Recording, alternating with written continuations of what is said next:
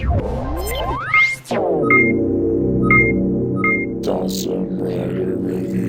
YouTube, Dawson Rider here with a review of the Mighty Morphin Power Rangers Imaginext Red Ranger and T-Rex Zord set. Yep, that's right, I said Imaginext. If you're not familiar with Imaginext, it is a bit more of a kids-based line. I mean, I guess Power Rangers is always a kids-based line, even though there's collectors and stuff, but this is much more, not much more, but you know, a little bit more geared towards slightly younger kids than the normal target audience of Power Rangers, although I guess it's just all around kids. But anyway, it's kind of a unique sort of Power Rangers line because Imaginext hasn't done it before, to my knowledge. But they're starting with Mighty Morphin, obviously, which is a bit of an odd choice, even though it's the most widely known, and I'm sure there's lots of kids that are into Power Rangers that know about Mighty Morphin. I feel like going for something from Samurai till Dino Charge, like present, would make more sense, since I feel like that's what kids would be most familiar with, and everyone's kind of sick of Mighty Morphin. But even still, there are some cool things that come out of it. But anyway, I've ranted for literally a minute now. It'll be a minute and now. My clock says a minute. But so this set is actually kind of neat. You have the T-Rex Zord here, which is from, the Tyrannosaurs Zord from Mighty Morphin here, which is actually, if you can see, is actually a pretty big size and honestly looks pretty decent. What you see pretty much is what you get here. You have this guy here, and then you get one of the little mini figures, which are part of the line. You get the red Mighty Morphin figure, which is identical to the one you can get in the single packs, which they're pretty basic. They're nothing really to write home about. I mean, they're just kind of these stylized little, you know, more play school Imaginext-like looking figures. They do come with, each come with a weapon in the sets, and he also comes with his power sword here, which are actually, it's funny enough, they're better painted than the usual Bandai of America weapons, which I find is funny, because, I mean, they're not, like, extremely detailed like maybe a Figure Art or the Legacy Collection line, but you still get the red and silver here as opposed to one solid color. The articulation is pretty limited. You can just move the arms around, you can twist his hands here, twist his head, his legs will move together when you move them. You can sort of move them separately, but it doesn't really want you to. But pretty basic. The one interesting thing about it is the fact that they're, if you look really close, they have almost like an armored look to them as opposed to the spandex.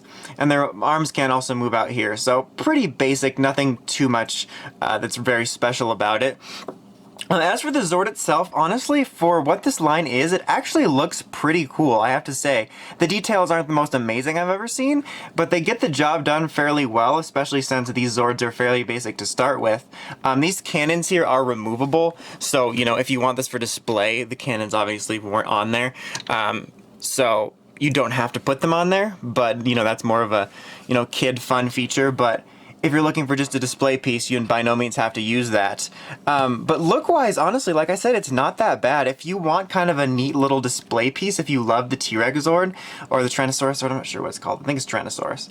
But if you like this Zord, or if you like Jason or whatever, a G-Ranger fan, like anything really related to it, it honestly took me by surprise how it can kind of just be this neat little display piece. It's actually kind of unique. It's actually fairly on the same scale almost in terms of just mass as like the Legacy Megazord, or yeah.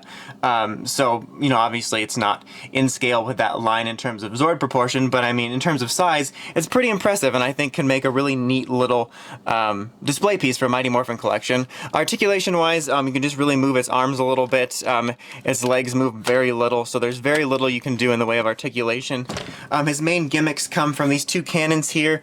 They have little missiles you load into them, and boom, you can shoot them. You can do that on both of them. It comes with 4 of them. I have 2 loaded in right now, 1 for each cannon, and I don't think I put that in right, but whatever. And then you get 2 extra ones, which are just on the side. They're just little generic missiles. Nothing to really write home about. The only other gimmick that he has here, on the back you can see there's a little place to put the Red Ranger in. You kind of want to slide him in, and then there is a peg hole for one of his feet if you want to secure him. And then by twisting this, you'll get him to move his head like this. So he's just headbanging. It actually, like if you look here, where his sword is, look like he's spanking him to get him to move, but he moves his head back and forth and opens his jaw, and he can do all that fun stuff. So that's really not that much fun. Something I found with these Zords is maybe it's just me trying to look at it from the mind of a child, and also weighing it against some of the other toy options in Power Rangers or otherwise. In terms of fun, I mean, that's kind of neat that it does the T-Rex little chomping thing and the missiles, but there's so much more like playable things. But overall, I think for this is probably my favorite Imaginext thing that I picked up so far. I mean, the gimmicks aren't too much to write home about, but we know kids love dinosaurs, especially right now with the dinosaur craze, with Dino Charge, Jurassic Park. So for kids, I can recommend it just because it is kind of a really neat T-Rex toy to have. And for collectors, this line isn't overwhelmingly something I would recommend, but out of everything I've gotten so far, I can say that if you're thinking about it, I can encourage you to take a look at this. Like I said, it's nothing like amazing collector grade, but honestly it surprised me how it can kind of be this really neat little display piece of just the T-Rex Zord. So yeah, if you're really looking for to that, I can see that definitely being something neat. Like I said, these cannons are removable, so it's fairly show accurate and can be this kind of unique little collector's piece. But it's certainly nothing that I'm going to overwhelmingly recommend, but if you want to pick it up, I don't think you'll be too disappointed if you're looking for something like this. But anyway, that's about it. Until the next time, make sure you check out The Crazy Podcast at writersrangersrambles.com, and of course, don't forget to like, comment, and subscribe. Until next time, it's Dawson Writer, signing out.